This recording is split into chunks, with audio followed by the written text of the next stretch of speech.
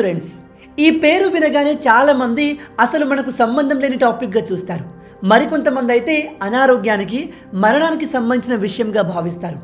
కానీ ఇన్సూరెన్స్ అనేది ప్రతి ఒక్కరికి సంబంధించింది. అలాగే ప్రతి ఒక్కరికి అవసరం కూడా. జస్ట్ 1,00,000 రూపాయల బైక్కి మనం తప్పకుండా ఇన్సూరెన్స్ తీసుకుంటాం. కానీ విలువ కట్టలేని ఆరోగ్యానికి, మనిషి ప్రాణానికి మాత్రం మనం ఇన్సూరెన్స్ తీసుకోము. అదొక అనవసరపు ఖర్చుగా చూస్తాం. కానీ ఇన్సూరెన్స్ గురించి పూర్తిగా తెలిస్తే మీరు మీ అభిప్రాయాన్ని మార్చుకుంటారు. కాబట్టి ఈ వీడియోలో ఇన్సూరెన్స్ అంటే ఏమిటి, ఇన్సూరెన్స్ ఎన్ని రకాలు, అన్నిటికైనా ముఖ్యమైన టర్మ్ ఇన్సూరెన్స్ అంటే ఏమిటి, ఈ టర్మ్ ఇన్సూరెన్స్ వల్ల లాభాలేంటి, ఇలాంటి అనేక విషయాల్ని మనం ఈ వీడియోలో డీటెయిల్గా తెలుసుకోబోతున్నాం. వీడియో చాలా ఇంట్రెస్టింగ్గా ఉండబోతుంది. కాబట్టి ఏమాత్రం స్కిప్ చేయకుండా పూర్తిగా చూసి అన్ని విషయాలు తెలుసుకోండి.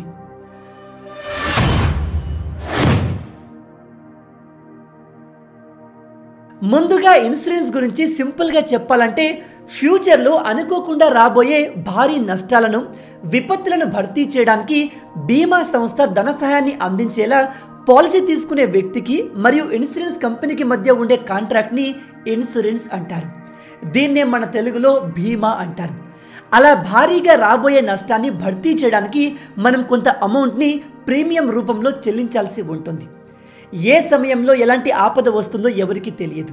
కానీ అలాంటి ఆపద వచ్చినప్పుడు మనకు జరిగే నష్టాన్ని ఆర్థికంగా భర్తీ చేయడానికి ఈ ఇన్సూరెన్స్ ఉపయోగపడుతుంది. అలాగే ఒక సెక్యూరిటీ లాగా కూడా ఉంటుంది. ఉదాహరణకి ఒక కుటుంబం ఇంట్లోని యజమాని సంపాదించే ఆదాయం పైన ఆధారపడి ఉంటుంది. కానీ ఒకవేళ దురదృష్టవశాత్తు ఆ యజమాని మరణిస్తే ఆ కుటుంబ పరిస్థితి అగమ్య గోచరంగా మారుతుంది. పిల్లల చదువు, కుటుంబ పోషణ, బ్యాంకింగ్, ఈఎంఐలు, ఇంట్లోని పెద్దవాళ్ళ మందుల ఖర్చులు ఇవన్నీ కూడా భారంగా మారుతాయి.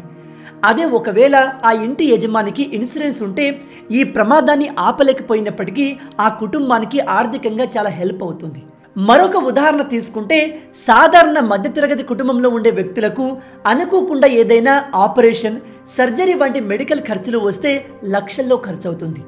దానికోసం అప్పటి వరకు దాచుకున్న డబ్బంతా ఖర్చు పెట్టాల్సి వస్తుంది లేదా అప్పు చేయాల్సి వస్తుంది. ఇటువంటి మెడికల్ ఖర్చుల వల్ల ఆ మధ్యతరగతి కుటుంబం కాస్త పేదరికంలోకి వెళ్ళిపోతుంది. అదే ఒకవేళ ఆ కుటుంబంలోని వ్యక్తులకు హెల్త్ ఇన్సూరెన్స్ ఉంటే ఇలాంటి అనుకోని మెడికల్ ఖర్చులు వచ్చినప్పుడు దానికి అయ్యే ఖర్చంతా హెల్త్ ఇన్సూరెన్సే చూసుకుంటుంది. దీనివల్ల ఆ కుటుంబం మీద ఎటువంటి భారం పడదు. ఇలా ఇన్సూరెన్స్ తీసుకోవడం వల్ల అనుకోని సంఘటనలు జరిగినప్పుడు ఆర్థికంగా హెల్ప్ అవుతుంది. అయితే ఈ ఇన్సూరెన్స్లో చాలా రకాలు ఉంటాయి. ఈ ఇన్సూరెన్స్ అనేది జీవితానికి, ఆరోగ్యానికి, వెహికల్స్కి, ప్రాపర్టీస్కి, ప్రయాణాలకు ఇలా దేనికైనా ఇన్సూరెన్స్ తీసుకోవచ్చు. అయితే ముందుగా లైఫ్ ఇన్సూరెన్స్. ఇది ఒక పర్సన్ లైఫ్కి ఉండే ఇన్సూరెన్స్. ఇన్సూరెన్స్ తీసుకునే వ్యక్తికి ఎంత ఏజ్ వరకు కవరేజ్ ఉందో ఆ ఏజ్ లోపు కనుక మరణిస్తే ఆ insurance company some insured amount ఎంతైతే ఉందో ఆ అమౌంట్ని కుటుంబానికి అందిస్తుంది. నెక్స్ట్ రెండవది హెల్త్ ఇన్సూరెన్స్. హెల్త్ ఇన్సూరెన్స్ అనేది మన ఆరోగ్యానికి చేయించుకునే బీమా. ఏదైనా అనారోగ్యం కారణంగా అయ్యే మెడికల్ ఖర్చులు, హాస్పిటల్ ఖర్చులు ఈ ఇన్సూరెన్స్ భరిస్తుంది. Next motor insurance. Bike, car, trucks వంటి వెహికల్కి చేసే ఇన్సూరెన్స్ని మోటార్ ఇన్సూరెన్స్ అంటారు. ఏదైనా యాక్సిడెంట్లో వెహికల్కి ఏదైనా జరిగినా లేదా వెహికల్ దొంగలించబడినా ఈ ఇన్సూరెన్స్ అమౌంట్ వస్తుంది. Home insurance. ఇది ఇంటికి చేయించుకునే ఇన్సూరెన్స్. అగ్ని ప్రమాదం, తుఫాన్లు, వరదలు, భూకంపాలు వంటి విపత్తుల వలన ఇంటికి ఏదైనా డ్యామేజ్ అయితే ఈ నష్టం హోమ్ ఇన్సూరెన్స్ భరిస్తుంది. Travel insurance. మనం ఏదైనా ప్రయాణాలకు వెళ్తున్నప్పుడు కూడా ట్రావెల్ ఇన్సూరెన్స్ తీసుకోవచ్చు. దీనిలో భాగంగా మీ లగేజ్ పోగొట్టుకున్నా లేదా ఎవరైనా దొంగలించినా, అలాగే ప్రయాణంలో భాగంగా ఏదైనా ప్రమాదం జరిగినా ఈ ఇన్సూరెన్స్లో కవర్ అవుతుంది. కేవలం ఇవే కాదు, సైబర్ ఇన్సూరెన్స్, బిజినెస్ ఇన్సూరెన్స్ ఇలా రకరకాల ఇన్సూరెన్స్లు ఉంటాయి. అయితే వీటన్నిటిలో ముఖ్యమైనది, అలాగే కుటుంబాన్ని పోషించే ప్రతి వ్యక్తికి తప్పకుండా ఉండాల్సింది టర్మ్ ఇన్సూరెన్స్. కాబట్టి అటువంటి టర్మ్ ఇన్సూరెన్స్ గురించి ఇప్పుడు క్లియర్గా తెలుసుకుందాం. టర్మ్ అంటే సింపుల్గా చెప్పాలంటే టైం పీరియడ్. టర్మ్ ఇన్సూరెన్స్ అనేది ఒక వ్యక్తి లైఫ్కి అంటే పాలసీ హోల్డర్కి ఒక టైం పీరియడ్ వరకు కవరేజ్ అందించే ఒక లైఫ్ ఇన్సూరెన్స్. ఈ టైంలో గనక పాలసీ తీసుకున్న వ్యక్తికి దురదృష్టవశాత్తు మరణం సంభవిస్తే సమ్ ఇన్సూర్డ్ అమౌంట్ అనేది పాలసీ హోల్డర్ యొక్క నామినీకి ఇవ్వడం జరుగుతుంది. ఒకవేళ ఆ టైం పీరియడ్ లోపు అతనికి ఏమీ కాని పక్షంలో ఒక్క రూపాయి కూడా రాదు. టర్మ్ ఇన్సూరెన్స్ మెయిన్ ఉద్దేశం ఏమిటంటే సంపాదిస్తున్న వ్యక్తికి ఏదైనా జరిగితే కుటుంబానికి హెల్ప్ అవ్వాలని మాత్రమే, అంతేగాని దాని నుంచి కూడా ఏదో ఒక రిటర్న్ పొందాలనుకోవడం కరెక్ట్ కాదు. అలాగే టర్మ్ ఇన్సూరెన్స్ అనేది ఒక కుటుంబం ఎవరి సంపాదన మీద ఆధారపడుతుందో వాళ్ళకి మాత్రమే అవసరం, అంతేగాని ఇంట్లోని ముసలి వాళ్ళకి, చిన్న పిల్లలకి ఇలా ప్రతి ఒక్కరికి తీసుకోవాల్సిన అవసరం లేదు. టర్మ్ ఇన్సూరెన్స్ అంటే ఏంటో మీకు అర్థమైంది కదా. ఇప్పుడు టర్మ్ ఇన్సూరెన్స్ తీసుకునే ముందు ఏ పాయింట్స్ని చెక్ చేసుకోవాలో ఒకసారి చూద్దాం. ముందుగా ఎంత కవరేజ్ తీసుకోవాలి. ఇన్సూరెన్స్ ఎక్స్పర్ట్ల ప్రకారం మన యాన్యువల్ ఇన్కమ్ ఎంతైతే ఉంటుందో దానికి 15 నుంచి 20 రెట్లు ఇన్సూరెన్స్ కవరేజ్ ఉండేలా చూసుకోవాలి. ఉదాహరణకి మీ యాన్యువల్ ఇన్కమ్ 5 lakhs అయితే ఇన్సూరెన్స్ కవరేజ్ అనేది మినిమం ₹1,00,00,000 ఉంటే మంచిది. ఇప్పుడు ₹1,00,00,000 మీకు ఎక్కువగా అనిపించవచ్చు, కానీ పెరుగుతున్న ఇన్ఫ్లేషన్ కారణంగా 10-20 సంవత్సరాల్లో ₹1,00,00,000 పెద్ద మ్యాటర్ కాకపోవచ్చు. అయితే ఈ కవరేజ్ అనేది పర్సన్ టు పర్సన్ మారుతుంది. మీకున్న లోన్స్, ఫ్యూచర్లో ఉండబోయే ఖర్చులు, అలాగే మీకున్న అసెట్స్, లైఫ్ స్టైల్ ఇవన్నీ దృష్టిలో పెట్టుకొని మీ కవరేజ్ని డిసైడ్ అవ్వండి. నెంబర్ 2, ఇన్సూరెన్స్ టెన్యూర్ ఎంతవరకు ఉండాలి, అంటే ఎన్ని సంవత్సరాల వరకు కవరేజ్ తీసుకుంటే మంచిది. టర్మ్ ఇన్సూరెన్స్ ముఖ్య ఉద్దేశం ఎవరి ఆదాయం మీద అయితే కుటుంబం ఆధారపడి ఉంటుందో వాళ్ళకు ఏదైనా అయితే ఆ ఫ్యామిలీ ఫైనాన్షియల్గా స్ట్రగుల్ అవ్వకుండా ఉండడం. సో మనము రిటైర్మెంట్ అయ్యే వరకు సంపాదిస్తూ ఉంటాం, అంటే 60 సంవత్సరాల వయసు వచ్చే వరకు సంపాదిస్తాం. ఆ తర్వాత కుటుంబం మన మీద ఆధారపడదు, ఎందుకంటే పిల్లలకు జాబులు వచ్చేస్తాయి. కాబట్టి ఈ ఇన్సూరెన్స్ టెన్యూర్ అనేది 62 నుంచి 65 సంవత్సరాల వయసు వచ్చే వరకు ఉంటే సరిపోతుంది. నెంబర్ 3, ఎలాంటి కంపెనీని సెలెక్ట్ చేసుకోవాలి. ఇన్సూరెన్స్ విషయంలో ఒక కంపెనీని సెలెక్ట్ చేసుకునే ముందు ఖచ్చితంగా చెక్ చేయాల్సింది క్లెయిమ్ సెటిల్మెంట్ రేషియో, అంటే ఎంతమంది క్లెయిమ్కి అప్లై చేసుకుంటే ఎంతమందికి సెటిల్ చేశారు అనేది. ఉదాహరణకి క్లెయిమ్ సెటిల్మెంట్ రేషియో 98%గా ఉంటే 100 మంది క్లెయిమ్ కోసం అప్లై చేసుకుంటే 98 మందికి ఆ కంపెనీ క్లెయిమ్ సెటిల్మెంట్ చేసిందని అర్థం. సో ఈ క్లెయిమ్ సెటిల్మెంట్ రేషియో ఎక్కువగా ఉన్న కంపెనీలు ఎంచుకోవాలి. మరొక ముఖ్యమైన విషయం ఏమిటంటే ఎంత త్వరగా ఇన్సూరెన్స్ తీసుకున్నాం అనేది కూడా చాలా ఇంపార్టెంట్.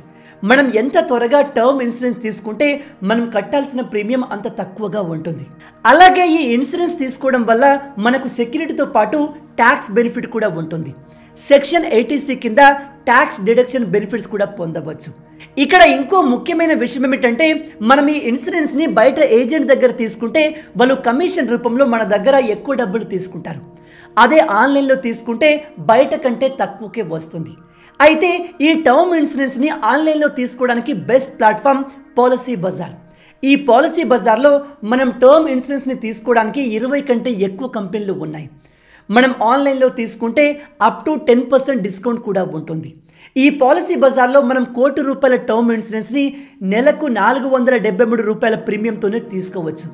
ఈ పాలసీ బజార్ వాళ్ళు మనకు 24/7 క్లెయిమ్ అసిస్టెంట్ ప్రొవైడ్ చేస్తున్నారు. అప్ టు 80 years కవరేజ్ కోసం బీమా సంస్థ వద్దకు వెళ్లాల్సిన అవసరం లేదు.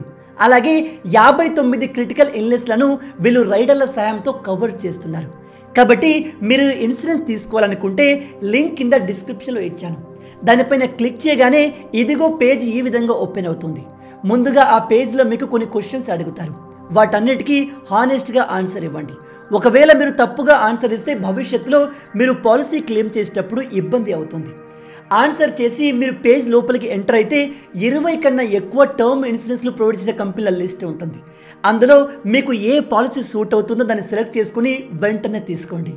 మరో ముఖ్యమైన విషయం ఏమిటంటే టర్మ్ ఇన్సూరెన్స్లో ఉండే రైడర్స్ కూడా చాలా ఇంపార్టెంట్.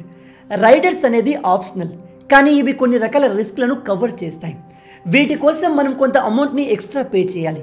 టర్మ్ ఇన్సూరెన్స్ తీసుకునే ముందు కొన్ని జాగ్రత్తలు తీసుకోవాలి, లేకపోతే మనం చేసే చిన్న చిన్న మిస్టేక్స్ వల్ల క్లెయిమ్ సమయంలో పాలసీ రిజెక్ట్ అయ్యే అవకాశం ఉంది. ఈ మిస్టేక్స్ మనం చేయకూడదు. ఆ మిస్టేక్స్ ఏంటంటే number 1, correct medical information share చేయకపోవడం. మనం పే చేసే ప్రీమియం అనేది మన మెడికల్ కండిషన్ బట్టి, హ్యాబిట్స్ని బట్టి ఉంటుంది. యాక్చువల్గా లాంగ్ టర్మ్ డిసీజ్ ఉన్న, సిగరెట్, ఆల్కహాల్ లాంటి హ్యాబిట్స్ ఉంటే ప్రీమియం కాస్త ఎక్కువగా ఉంటుంది. ఇన్సూరెన్స్ తీసుకునే ముందు కంపెనీ వాళ్ళు మన హెల్త్కి సంబంధించిన కొన్ని డీటెయిల్స్ని అడుగుతారు. అలాంటప్పుడు కరెక్ట్ ఇన్ఫర్మేషన్ చెప్పండి. ప్రీమియం తగ్గించుకోవడానికి ఏవైనా బ్యాడ్ హ్యాబిట్స్ ఉన్నా, వ్యాధులు ఉన్నా వాళ్ళకు చెప్పరు.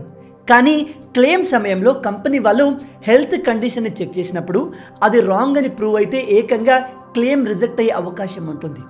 కట్టిన ప్రీమియమ్స్ అన్నీ వేస్ట్ అవుతాయి, ఫ్యామిలీకి ఎటువంటి సపోర్ట్ ఉండదు. కాబట్టి కరెక్ట్ మెడికల్ ఇన్ఫర్మేషన్ షేర్ చేయాలి. నెంబర్ 2, చాలామంది టర్మ్ ఇన్సూరెన్స్ తీసుకున్నట్టు కనీసం ఇంట్లో వాళ్ళకు కూడా చెప్పరు. దాంతో పాలసీ ఉన్నట్టు ఎవరికి తెలియదు. అండ్ ఆ వ్యక్తి చనిపోయిన తర్వాత ప్రీమియం కట్టలేదని పాలసీ ల్యాప్స్ అయిపోతుంది. కాబట్టి టర్మ్ పాలసీ తీసుకున్న వెంటనే పాలసీ గురించి ఫ్యామిలీ మెంబర్స్కి పూర్తిగా ఎక్స్ప్లెయిన్ చేసి క్లెయిమ్ సమయంలో ఎవరిని కాంటాక్ట్ అవ్వాలో వారి డీటెయిల్స్ ఇవ్వాలి. నెంబర్ 3, పాలసీ తీసుకునే ముందు డాక్యుమెంట్లో ప్రతి పాయింట్ చెక్ చేసుకోవాలి. చాలామంది డాక్యుమెంట్ ఏమీ చదవకుండా ఎక్కడ సైన్ చేయాలో అక్కడ సైన్ చేసేస్తారు. అలా కాకుండా మీ ఏజ్, మీ బ్లడ్ గ్రూప్, మీ అడ్రస్ ఇలా అన్ని పాయింట్ చెక్ చేసుకొని క్లియర్గా ఉంటేనే అప్పుడు ప్రొసీడ్ అవ్వాలి. అలాగే పాలసీ తీసుకున్న తర్వాత కూడా పాలసీ డాక్యుమెంట్ని చెక్ చేసుకోవాలి. ఒకవేళ అందులో ఏదైనా మిస్టేక్ ఉంటే కస్టమర్ కేర్ని కాంటాక్ట్ అయ్యి సరి చేసుకోవాలి.